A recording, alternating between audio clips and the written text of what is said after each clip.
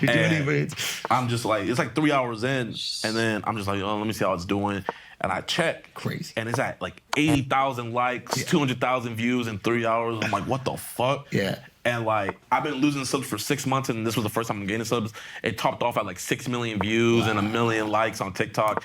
And like, usually people don't get like a traction from TikTok to YouTube, but I literally gained 20,000 subs from that one TikTok. So people are like, I need more of this, and then they went and found all your videos. Yeah. Then you had all those videos that didn't have all that many views, and then they all flooded it. Yeah. Wow. And then Did all those videos go up? Not really, but it was just that one video. That one video, I think it topped off at like 80K, which is like numbers I hadn't touched in months. So I was just happy. And so I just like kept on posting. And then I took another leap where I was just like, you know what? Instead of putting background music in my videos, because I was like, oh, if I don't put background music, it's not gonna hold their attention. I was just like, you know what? Like, I just wanted to feel more raw. So like, I took a huge leap and like just cut out background music. And then that was the video I met Tyrone. And then that was like my first lore video. Yeah, you created culture. Yeah. Created community. Till this day, people all over the world, they'll be like, fuck Tyrone. Fuck Tyrone. I haven't seen them in like 3 years, and they still say it. And like, it's just like, it was a blessing. And like, I just started posting. So I say like, if anyone's trying to like grow their YouTube or whatever, like definitely like post clips on TikTok.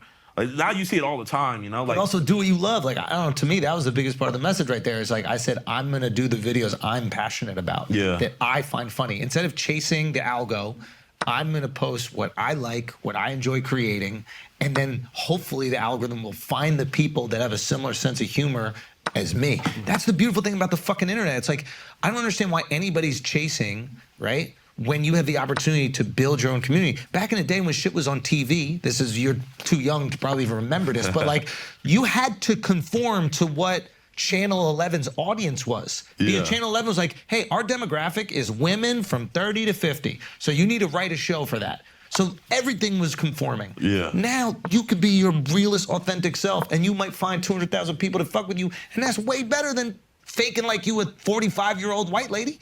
You know? So I love that. Me, that's the message right there. You said, I'm gonna create for me. Yeah. And then immediately the internet was like, oh, we like that. Keep giving us that. Yeah, because like, you know, like, yeah, a lot of people don't fuck with me, but like, I have a lot of people that do fuck with me. A lot of people do. And like, I think that's the most important thing. Is just like, you know, I'm not trying to be funny for everybody or include everybody. Yep. It's crazy. I saw Ice Cube. He was talking about how he made Friday, and he was saying how like they were just trying to like accomplish like what happened in the hood, and they weren't trying to make it broad for everybody. They just wanted it to make like oh man, remember when you used to live in the hood? And he was like, and he said, you make the best stuff where you always keep your core audience at the forefront, because it's like a club, and either everybody's looking from the outside and they want to join in and they'll come in, but if you look to grab people, then the people that are already inside are gonna leave. Really winning this game. Like, let's say you go to Paris, or you're going to Italy, or you're going to London, whatever like that.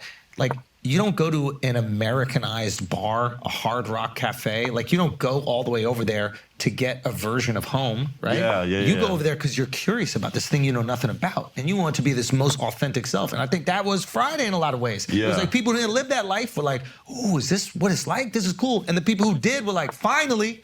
Not some fucking whitewash Hollywood version of what like Compton's supposed to look like. It was like The Wire. Like, there's a show on HBO. You've ever heard of The Wire? Yeah. And it's like The Wire. I remember watching The Wire as a kid. And I felt like a voyeur. I was like, whoa, is this Baltimore? This is incredible. This is fascinating. And then people who grew up in Baltimore were like, did they really make a real Baltimore show? People felt that way about The Sopranos. It's like everything that succeeds is so authentic, and it's not trying to like reach across the aisle and make sure you feel comfortable watching it. It's like painfully authentic. That's Patrice. Painfully authentic. And then the authenticity increases the curiosity. Everybody wants to know about some shit that they're excluded from or they haven't even heard of. And maybe by creating shit that was for you, that's what you did. People on the outside were like, who is this crazy motherfucker sleeping at a WNBA game? And the people on the inside were like, oh, Tyrone's gonna get it when he finds it in a few years. Like, you created the community. I don't know, that's what we try to do here, and I think it's beautiful. When the videos weren't hitting, when you put out that, the getting evicted, was that real?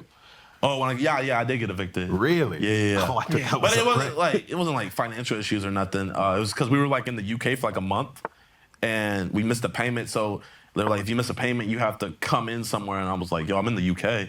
Like, I can't go into there And so like they just like start the eviction process, and then one day I just came over because we moved into a new crib and went over to the old crib just to get something, and I just saw all my shit outside, and I was just like, damn. And I was just like, it was all